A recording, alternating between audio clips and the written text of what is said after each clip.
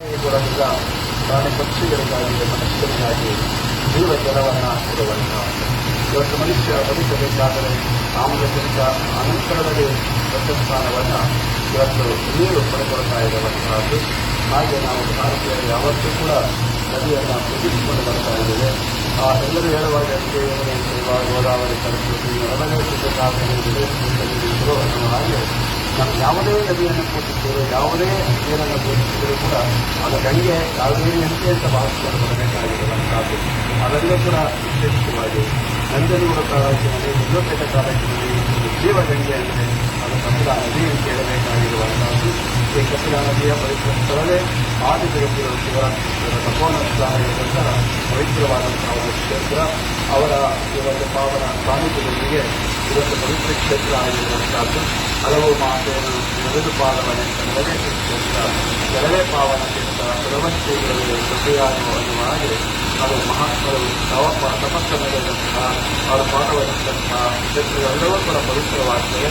ಅಂತಹ ಒಂದು ಪವಿತ್ರ ಕ್ಷೇತ್ರ ಈ ಕಪಿಲಾ ನದಿ ತೀರದಲ್ಲಿ ಅನೇಕ ಭಾಗದಲ್ಲಿ ನಾವು ನೇರವಾಗಿ ಅನೇಕ ಗಿಡಗಳಿವೆ.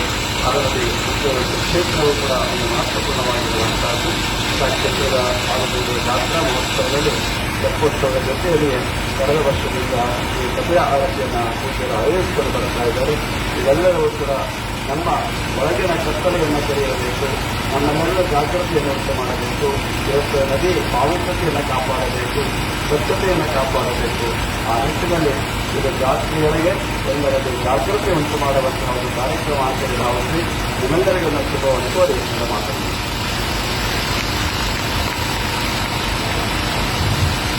ಸದ್ಭಕ್ತ ಜನತೆಂದು ಅಷ್ಟಸಂಖ್ಯೆಯ ನಾಮಕಾಲಮಯಾತೀತ ಶಿವರಾತ್ರೀಶ್ವರರು ಪೂಜ್ಯ ಸುಖಮಂದಿಯ ಶ್ರೀಗಳಲ್ಲಿ ವಿವಿಧ ವರ್ಷಗಳಲ್ಲಿ ಗೌರವ ಸಲ್ಲಿಸಿ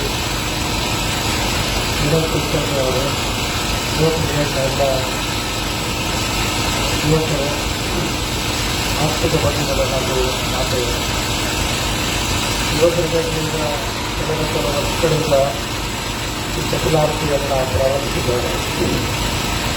ಉತ್ತರ ಭಾರತದ ಕಾಶಿ ಮೊದಲಾದ ಸ್ಥಳಗಳಲ್ಲಿ ನಡೆಯುತ್ತಿದ್ದಂತಹ ಕೈಗಾರಿಕೆಗೆ ಪೂರಕವಾಗಿ ಅದೇ ರೀತಿ ನಮಗೆ ನಮ್ಮ ಒಂದು ಭಕ್ತಿಯನ್ನು ಅರ್ಪಿಸುವ ಕಾರ್ಯಕ್ರಮವಾಗಿ ರೂಪಿತವಾಗಿದೆ.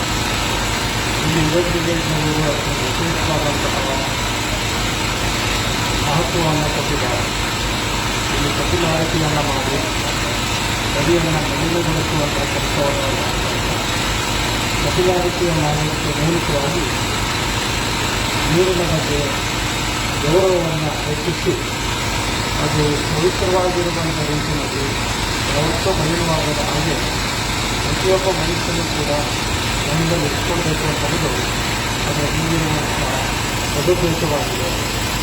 ಅದು ಒಳ್ಳೆಯ ಕಪಿಲಾರತಿಯನ್ನು ಮಾಡಿದರೂ ಕೂಡ ಅಲ್ಲಿ ಮೊದಲು ಅದಕ್ಕೆ ನೈತಿಕವಾಗಿ ಎಲ್ಲ ಸ್ವಯಂ ಸೇವಕರು ಬಂದು ನದಿಯ ಆಸುಪಾಸಿನಲ್ಲಿರುವಂತಹ ಎಲ್ಲ ಕಷ್ಟಗಳನ್ನು ತೆಗೆದು ಅದನ್ನು ಪವಿತ್ರಗೊಳಿಸಿ ಆನಂತರ ಇಂಥ ಆರತಿಯನ್ನು ಮಾಡುವಂತಹ ಒಂದು ಪರಂಪರೆಯನ್ನು ಬೆಳೆಸಿಕೊಂಡಿದ್ದಾರೆ. ಈ ನದಿ ಕಪಿಲಾ ಮಹತ್ವದ ಹೆಸರಿನಲ್ಲಿ ಕುರಿತಂತಹದ್ದು ಕಾವೇರಿಯಿಂದ ಸೇರುವಂತಹದ್ದು. ಇಲ್ಲಿ ಒಂದು ಕಪಿಲಾ ಮಹತ್ವದ ಘಟ್ಟದಲ್ಲಿ ಆದಿಜಗದ್ಗುರು ಶಿವರಾತ್ರೀಶ್ವರ ದೇವರುಗಳವರು ತಪಸ್ಸು ಮಾಡಿಸಿದಂತಹ ಪುಣ್ಯ ಕ್ಷೇತ್ರ ಇದು.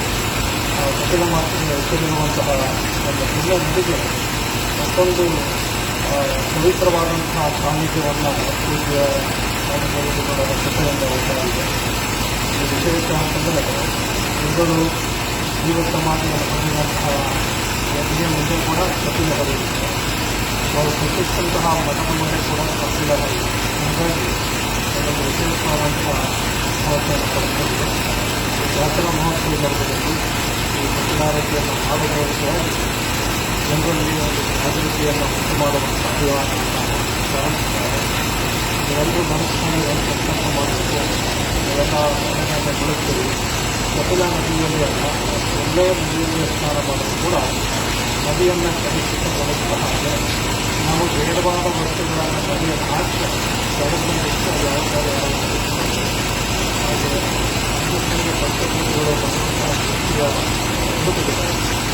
ಪ್ರಜೆಗಳು